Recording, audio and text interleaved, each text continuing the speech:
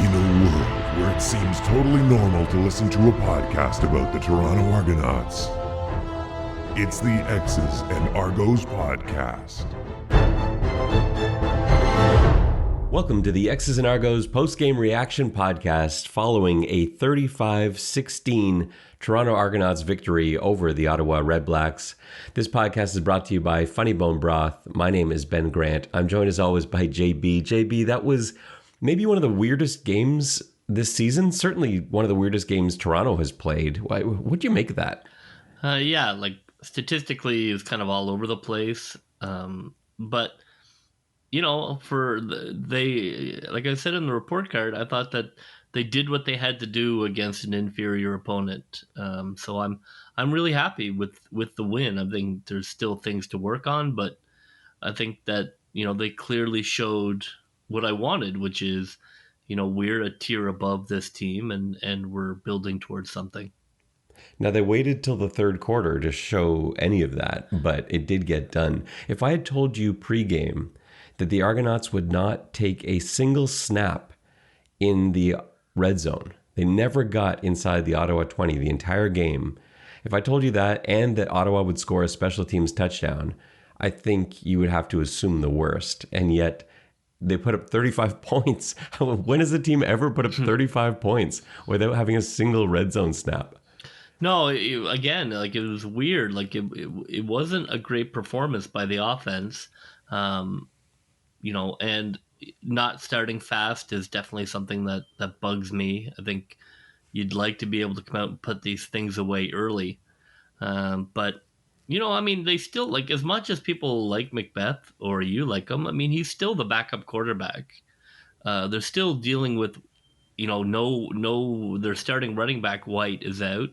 Their wide receiver unit is still a MASH unit. So, you know, I think that they were able to get the job done is terrific, and hopefully we can get more guys back for Hamilton. The opening drive looked pretty good, until the wheels fell off. I guess every drive does. So Macbeth actually started the game hot. He opened 7 for 7. He said after the game he wasn't really sure what they were going to get from Ottawa. They're very multiple as a defense. They show all sorts of different kinds of looks, and then what they kind of came out with was a deep shell. And so they were forcing McLeod Bethel-Thompson to throw short, which is kind of what you suggested Ottawa should play in our OCDC segment in our last podcast. And they did. Now, McLeod took those short passes, those first 7, did go 7 for 7, but it was other things that were causing problems. That first drive, they ran a jet sweep to Ricky Collins Jr., and it was there, but DJ Foster missed his block, and suddenly Collins lost 5 yards. Now they're facing a 2nd and 15. And with short passes, it's difficult to recover from that. But they also struggled with their Pipkin package that looked so good last game. It was invisible today, and it got to the point where Dinwiddie just stopped running it. So he was stuffed on a quarterback sneak where they turned the ball over on downs. It was a 3rd and 1. And then there was another play where Pipkin was in there and they lost 5 yards. And so you saw the immediate impact of that. Faced with that situation again, 2nd and 1 this time, deep in their own end, they don't send Antonio Pipkin and they keep McLeod Bethel-Thompson out there, and he doesn't get the sneak as well. And Coach Dinwiddie after the game commented that he had all sorts of ideas and packages that he wanted to get into, but by the time they got to half where just, you know, nothing was really going right for the offense, he decided to call that off. He actually said in the press conference he wanted to make sure the offense didn't ruin the game for everyone else, because the defense and special teams at that point were playing so well that he basically called off all the plans they had, and their goal was just simply, let's not blow it, which he didn't word it that way, but you rarely hear a head coach talk like that, especially an offensive head coach. But that was what was happening in the first half. And if not for that punt block touchdown, the team was basically shut out. They had a rouge, and then fortunately, Dion Pellerin got in there on the punt block. Dejan Brissett was there to scoop it up. He brings it in for a touchdown. Ottawa's still leading 9-8 at the half on the strength of their 3 field goals. At halftime, you had to have been nervous, right? No, I wasn't. I mean, I just didn't think Ottawa had anything. They had the pump block, um, score against them, but I didn't feel like Ottawa showed anything offensively that made me worry. The quarterback ran a little bit, but I didn't think that.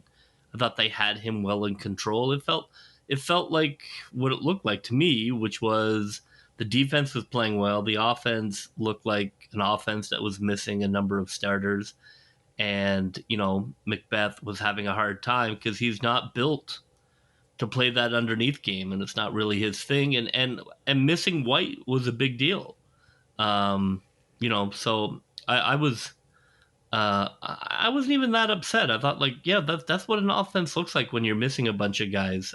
Even against Ottawa, it's hard to be efficient when you're missing guys. It's as simple as that. I think that um, I was happy that they kept that. I was happy that was their mindset. They didn't push. Macbeth did exactly what he's done as a backup, which he didn't do as a starter, which is just keep it in front of you. You're not here to gunsling. You're here to run the offense as best you can without turning it over. And I think he's been a very professional backup in that regard, and was again tonight. I can't believe how calm you were at the half, because I was going bananas, and usually that's sort of a role reversal that we've got. At halftime, I was so frustrated with the defense, and I'm more frustrated with the offense, but I'm going to start with the defense. They gave up 3 field goals in the first half and 9 points. If you're giving up only field goals, I guess the bend but not break is working. The reason I was so frustrated with that is that I felt there were opportunities there in the first half where I wanted to see backside blitzes, where I wanted to see confusing coverage and take advantage of this rookie quarterback who doesn't have that much CFL experience. They didn't do any of that. There was no confusing coverage in the first half. They didn't send any blitzes from the blind side. It was just very vanilla. They were essentially keeping it in front of them and saying, okay, kid, try and take it down the field with 10 passes. And he couldn't do that. And so Ottawa kept settling for field goals. But I just felt like the opportunities were there for pick sixes and for fumbles, turnovers, big sacks, and so that's what was frustrating me. But I guess the strategy was correct in the long run, and I'm wrong, because it did ultimately work. The defense themselves only allowed 9 points the whole game, and so I can't really complain about that. And yet I did feel frustrated. You didn't get any of that at halftime. At the end of the game, you were happy with the plan? Yeah, totally. I mean, that's what I thought going in, is we're better than them. They don't deserve anything exotic. So why put on film anything exotic? We can, we can just line up and play them, which is what we did. And, we ended up getting, a couple of picks. But I thought that, defensively, the goal is to win the game. And if you can win the game playing vanilla, then perfect. Like, there's no need to show off. I was happy with that. And, a little more ball hawking in the second half, which was fantastic to see. I knew this team could score. And if the Argos defense can now start contributing scores, we're gonna be a force to be reckoned with, because we really have only had offense scoring the ball in the first half of the season. Special teams and defense haven't really contributed anything on the scoreboard. So that was really exciting. If we're going to get some points from the defense, I think we're going to be really something. Then we go to the strangest third quarter of all time. Everything about this quarter was Twilight Zone-ish. So, first of all, the Argos scored 4 touchdowns in the third quarter. 4 touchdowns in any quarter is extremely rare. I don't remember many instances of it happening, a few times. But if you're going to have 4 touchdowns in a quarter, it's not the third. It's always going to be the second or the fourth, just the way the CFL clock runs. To score 4 touchdowns in the third quarter, I don't know if that's the only time that's been done in Argos history. I'm sure it hasn't been done a lot. The Argos have been around a long time. I'm sure it's happened at some point, but it was such a weird quarter. it starts off with that screen pass to DJ Foster, which almost didn't get there. It was a beautiful play call from Coach Dinwiddie. It was the perfect time. The offensive line sold it extremely well, especially on the left side. DJ Foster sold it well. McLeod sold it well. I thought he was taking the sack. I didn't see it developing. And from way up in the press box, usually you do see that developing. But that ball, I thought when it was in the air, wasn't going to make it. No, that would have been an absolute dagger if he had short-armed that one. That was a big turning point. DJ Foster was also worried about that. I talked to him about that after the game. He said he saw the ball, coming towards him in slow motion, and he had a feeling it was wide open on the left side of the field because as he was leaking out, he's noticing that there just aren't that many guys around. And he turns around and he said he squatted down as low as he possibly could. And was contemplating having to sort of dive forward for it, but it just got to him. He turned around and all he saw was Jamal Campbell and open field, and he just took off 63 yards for the touchdown to put the Argos up. And then it was just more Argos and more Argos. We had Cordero Law deflect a pass. Dexter McCoyle takes it 71 yards for a touchdown. And then Bethel Thompson hits Damien Jean-Pierre for a 21-yard touchdown. And then just a couple plays later, Chris Edwards picks off a ball for 82 yards for that pick. It's such an amazing showing from the defense. It didn't look to me like we had a lot of different play calls defensively in the second half. I'm interested to see that on the rewatch. That's what I'm most interested in seeing is structurally what the defense looked like. It just looked like the players themselves were being more aggressive. Is that how you saw it? Yeah, I mean, it definitely didn't look like there was anything terribly exotic in any of the plays. I think that, Evans is a young kid, and I think he started the press, which is what the defense was built to do, that they were basically keeping everything in front of him. And he started the press trying to make a play, and, and those ended up in turnovers. I thought each of the turnovers were really just the result of a poor throw and a guy being in the correct position.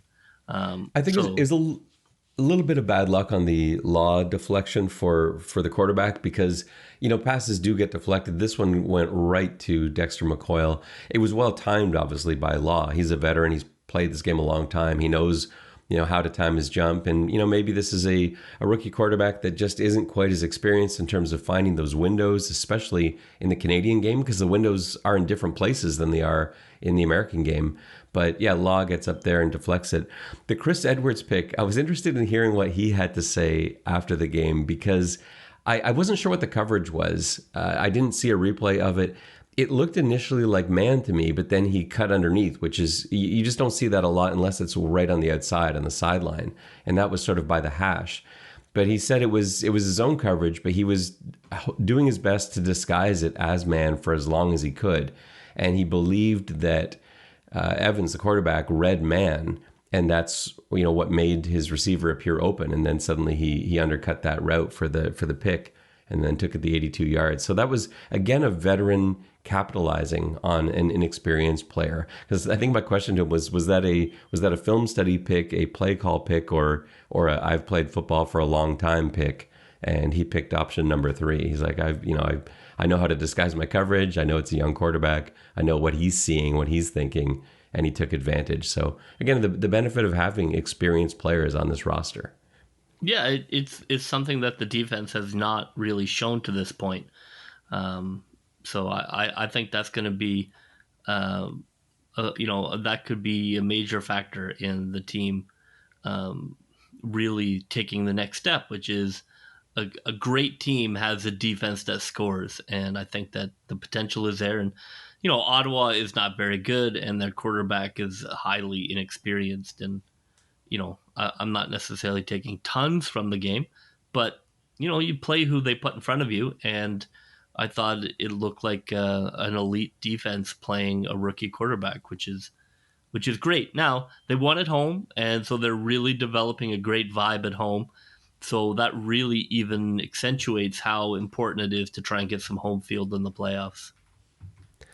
The strangest part of the third quarter wasn't any of those 4 touchdowns that were scored to me. I've watched a lot of football games, and there was something in that third quarter that I definitely have never seen before.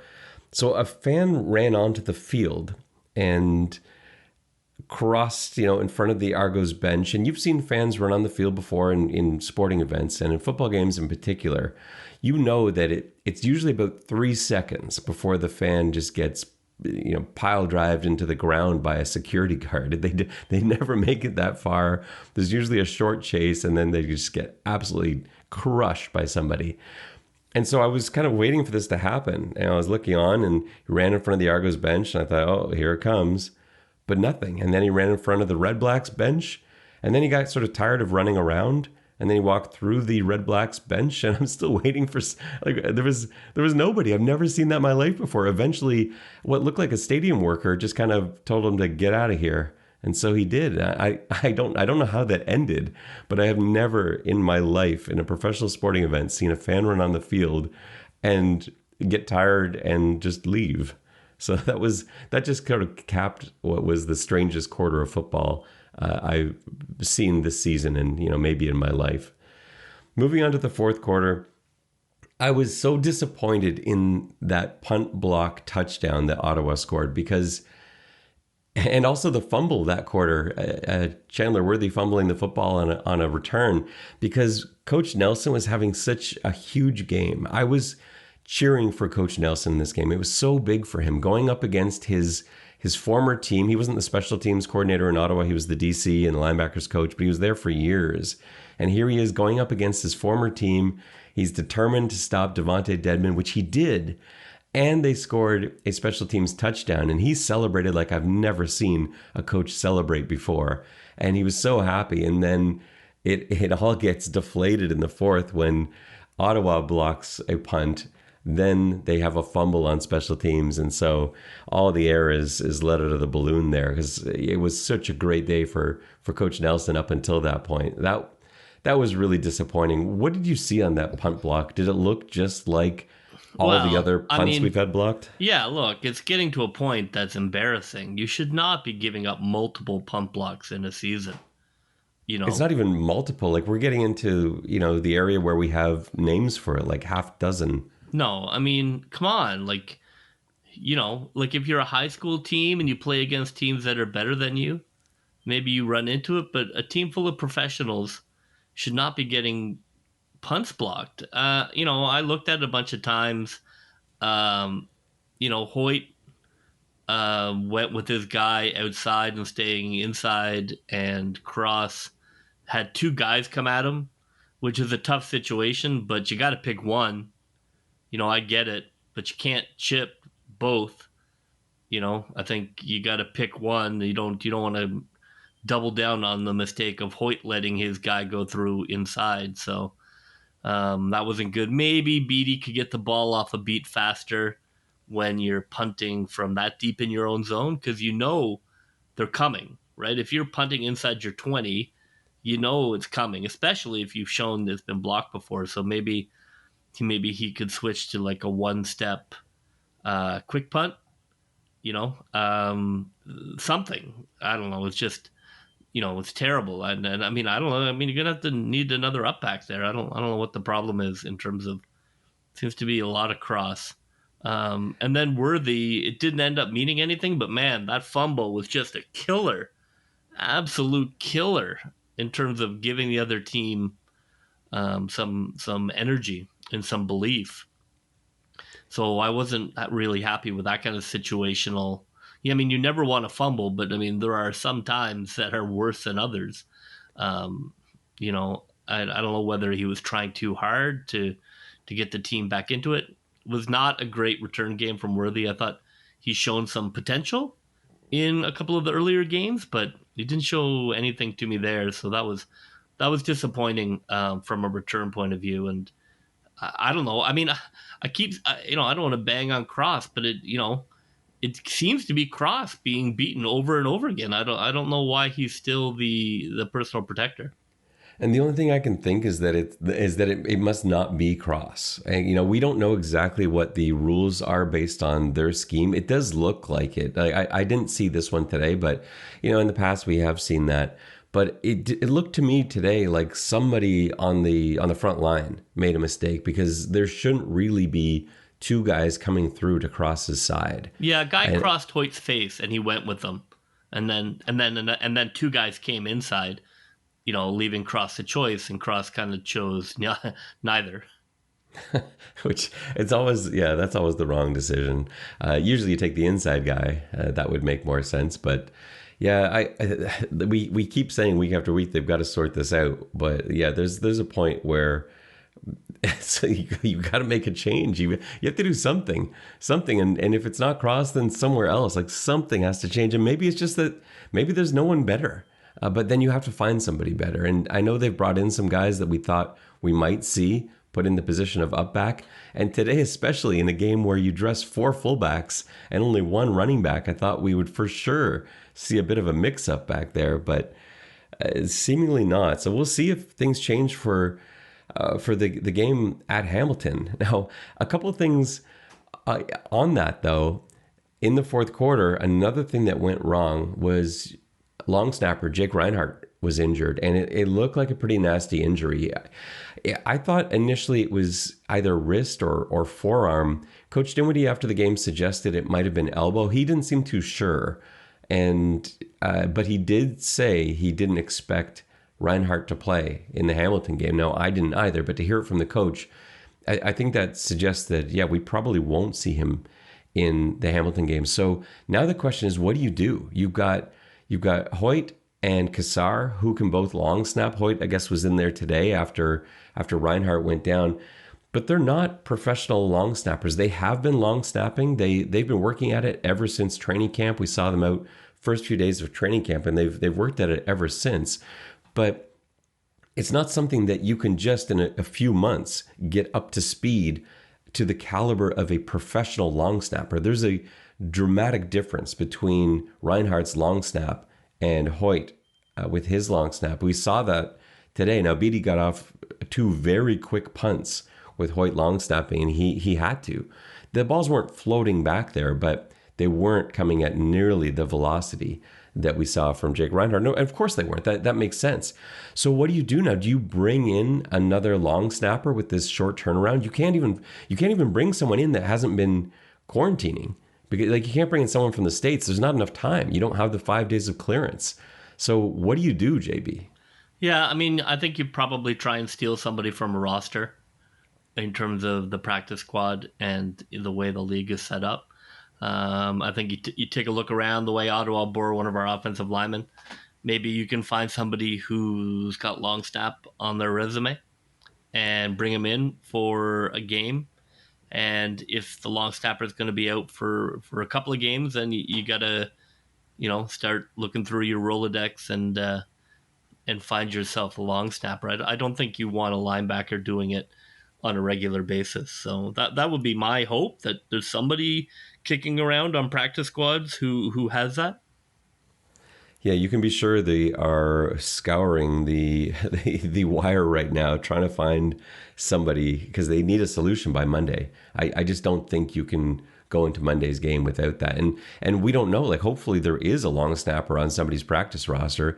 Long snappers they're important, and everyone values them. You know how important long snappers are. You don't. That's why teams don't change them. You keep guys for 20 years sometimes long snapping because it's hard to find a good one. And so, is there one waiting out there on another practice roster on a taxi squad? Are you gonna have to make a trade? Like, I don't know what the answer is here, but something needs to be done in a pretty short turnaround. The other injury news seemed to be Shane Ray, and it was hard to tell exactly.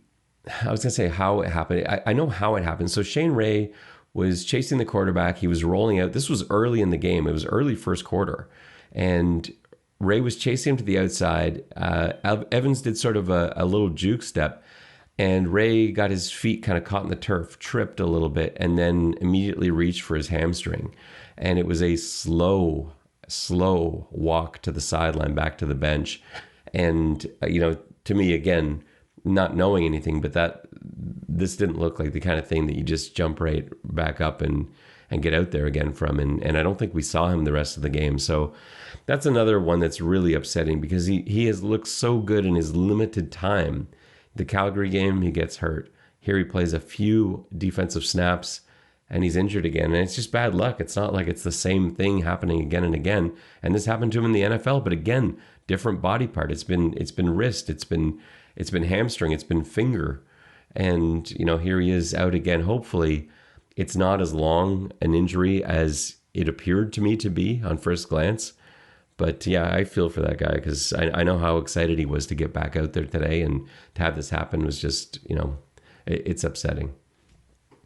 Let's move on to our players of the game. JB, why don't you start us off? Let's start with the offense. Who was your offensive player of the game in what was sort of a weird statistical game? I'm not even convinced I know where to go on either side of the ball here.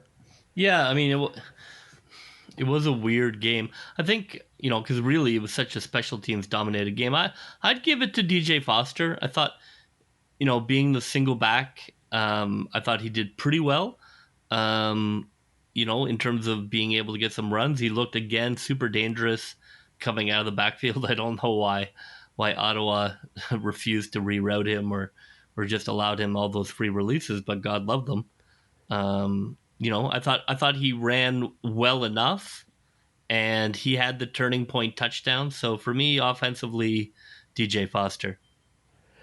See, DJ Foster, I'm going to go with him too, just because there aren't really other options. I think in truth, it's probably one of the linemen, but I will have to go back and rewatch the film to see which one. It was really tough to evaluate them individually live. You can't really, watch them all that closely, or I can't anyway. And, looking at DJ Foster's stats, he was averaging 3.6 yards a carry, which, that's not a great number. 18 carries for 65 yards. No, he commented after the game that it was the first time in a long time where he's been the feature back, and the workload that he got was tough. But yeah, those aren't great running numbers. But he had two really big runs near the end to really put the game away: a 10-yard run and an 11-yard run back to back. But then that makes you look back at the other runs and say, well, then that means you had really 16 carries. Those other 16 carries were for about 40 yards. So that's not great. But he was a decent receiver. Now, one of those passes that he took was that 63-yard screen pass, which was huge. And again, you take that away again. He led the team in receptions with 5 and in yardage with 79. But you take away that screen pass, and now you've got 4 catches for 16 yards. So, he had that one big play, but it wasn't, a huge numbers game for him. And yet I have nobody else. So yeah, I'm going to go with DJ Foster. Yeah, I mean, in the end, I think he's the backup running back playing with the backup quarterback. So my kind of bar for them is low or lower.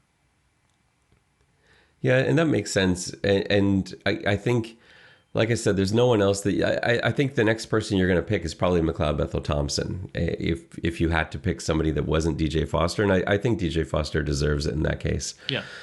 Let's go to defensive player of the game. Maybe a little bit easier, but this was such a weird game on this side of the ball too. Where'd you go for defense? Yeah, I mean, I don't know. It feels like I just keep picking the same guys. I thought my guy, the CN Power, Sean Oakman, looked great. He's going to be an all-star, in my opinion, in the middle of the field. I thought he looked great again. He had another sack, rock solid all game. So I thought about going him. I thought Creston Butler played great. I thought that he was flying around and really, was intimidating out there. But I think I'll go with Edwards again. Just because I think he's the best player on the defense, and he was again. He had 7 tackles. He had a pick 6. He's a monster out there. Yeah, I can't really disagree with you. I'll see if I can find some other names just to make it interesting, but you can't argue that. He led the team in tackles and he had a pick 6. He looked great out there in coverage. I thought Jamal Peters actually had a really good game too. That's one of the advantages, from watching it in the press box, is you do get to see the coverage so much more. And that's something you didn't get to see much on the TV angles because he just wasn't involved in that many plays, because his guy was taken out of the play. There were a few pass breakups that he had in there where he just perfectly timed a hit, and his coverage was really solid. But you're right, Creston Butler played a great game. I thought Sean Oakman too, and part of his job was made easier by the fact that we had Drake Nevis out there again. What a great Yeah, addition. Like, you can just tell immediately how the middle of the line solidified. Yeah, absolutely. And when you've got Drake Nevis, suddenly Sean Oakman's job, because Sean Oakman really isn't, he's not a nose, he's not really a three tech even. And so him playing on the inside with Nevis out there makes a big difference. And when you've got someone like Nevis that can spell you for a bit when you need a breather. So I thought that was huge. I think you got to tip your hat to Trevor Hoyt, who really never left the field. He was listed as the backup middle linebacker today, but he started the game. And that's an interesting one too, because I did expect to see Jack Cassar with a lot of playing time out there. He was listed as the starting middle linebacker and really didn't get too much of a run. He had a great special teams game, but wasn't really out there at middle linebacker. And I think maybe they're thinking about having a more mobile quarterback. Maybe they're thinking about Hoyt as the middle linebacker. Ottawa wasn't ever really going to be a threat running the ball other than this quarterback. And so maybe Hoyt was the better matchup in that case. So it'll be interesting to see what that looks like come Monday for Hamilton's game, because it's a very different team. I wouldn't be surprised to see Jack Cassar taking more snaps at middle linebacker on Monday, but we'll see. Yeah, exactly. Like, I wonder if they like, I think we both know the weapon Jack could be on blitzes, whether Coach Jones is holding back on that, or, sometimes coaches just kind of fall in love with the kid and, are going to run him until he runs out of gas. So it could be that too.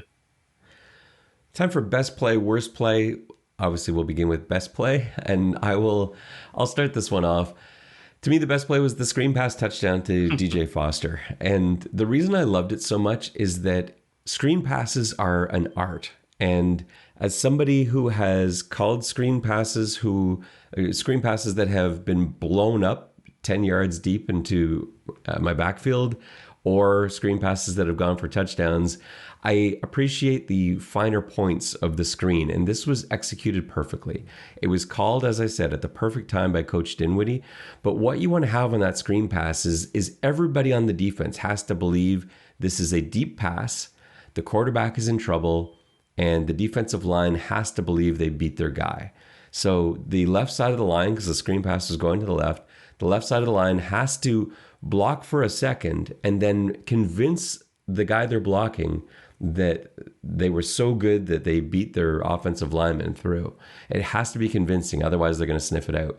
So the Ottawa line couldn't have bought into that better. McLeod Bethel-Thompson sold it. He backed up. He started looking panicked and rolling out to his right as he was being chased by these Ottawa defensive linemen. The defensive secondary was gone. They were way the heck back there. And so McLeod Bethel-Thompson, by the time he got that pass to DJ Foster, and one of the reasons it was short is that he let those linemen come right up to him. They were in his face. And so he really had to arc that ball to get it over them. But it was just executed. Aside from that throw being, a little nerve-wracking, it was executed perfectly. It was a beautiful thing to watch.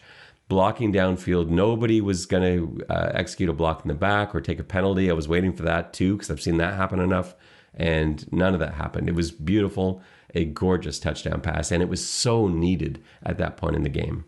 What was your best play? That was a great play. God, Ottawa. That's Ottawa is going to Ottawa. That's a pretty. They certainly didn't play that one very well. They didn't, but it was sold well. It was. You got to give the Argos credit. I know, and they're terrible, and so they got excited about not being terrible. So it works well against teams like that. I went back and forth on a couple things. Just to touch on, I can't believe Ottawa didn't run any trick plays. I just can't believe that they thought that they were Toronto's equal. I just think, what's the point? If you're not going to throw the kitchen sink at this game, I just think that's just such conservative football thinking. Like, well, that's not what we do. They go, what you do is lose by a lot all the time. I just don't understand. I don't understand why you wouldn't take some swings. If I were an Ottawa fan, and you're hoping for this game to kind of be a high point, you're like, that was the game plan? We're just gonna line up and play the Argos? Oh, all right. But I thought that's exactly what they would do. I think, and they did. And they were in it though, and I think that just reinforced their poor decision. They were never in it. They definitely felt in it. Listening to the press conference on the Ottawa side, they felt they were the better team in the first half. Playing the conservative way they were playing, and they were winning 9-8 at the half. I know, but I don't know. I just felt like it didn't feel that way to me. It felt like, we had not taken care of business, and I just felt like Ottawa never threatened at all in that first half. I thought we didn't play well in the first half. That's what it felt like to me. It didn't feel like Ottawa dictated anything. I didn't feel like Ottawa was shutting down our offense. But, look, those guys can play that way, and, I hope it was worth it. So this doesn't qualify as you having picked a best play. Do you have one? Oh, God. Yeah, I think probably I'll go with the Jean-Pierre touchdown. I thought that iced the game. I thought it was good, aggressive football from the Argos to not just kind of sit on the lead, but to keep taking deep shots. He showed that he deserves to be one of the starting wide receivers if everybody's healthy. So I thought it was a good throw, and I thought it was a nice catch, and I'm going to choose that as my best play. Yeah, I support that. It was a really nice throw. It was a great route. It's a tough ball to throw, and there was some pressure coming in too. But yeah, he got that out there. I was nervous for a moment because, again, that's the type of pass that sometimes gets returned for a touchdown that you can cut in front of. But it was just on the money. It was a perfect throw and easy touchdown at that point for Jean-Pierre. And I agree. He's looked great. I love Jean-Pierre out there, and I wasn't expecting to see him all year. So that's a huge find. Now for worst play of the game, for me, I can't see anything beyond that block punt. That's all that's staying with me. Of all the bad things that happened in the first half, it's a meaningless play really in the fourth quarter that stuck with me. I can't believe they allowed another punt to get blocked, and that's just got to be my automatic worst play. Yeah, mine builds on that, and that's the Worthy fumble right after the block punt. I think you've got to be aware of what's happening in the game, and there are different degrees of fumble issues, and that you just can't give up a touchdown on a block punt and then fumble the return there. Didn't turn out to mean anything, but that's just brutal. You have to know that you cannot turn that ball over there. So if you did that against a good team, that's a 14-point swing. You're not going to beat Saskatchewan or Winnipeg or Hamilton with a 14-point swing, and that's what it could have been. So, gotta tighten that up. That will just about do it for us on this episode of the X's and Argos podcast. Again, the Argos win. It wasn't pretty for 3 of the 4 quarters, but that 27-point third quarter did it. 35-16 the final over the Ottawa Redblacks. If you get a chance, don't forget to subscribe, to rate, to review. We love your feedback too. Reach out to us on Twitter, and don't forget to check out JB's report card, which will be up shortly on xsandargos.com. For JB, this is Ben Grant saying so long, and may all your pre-snap reads be good ones. I'll see ya.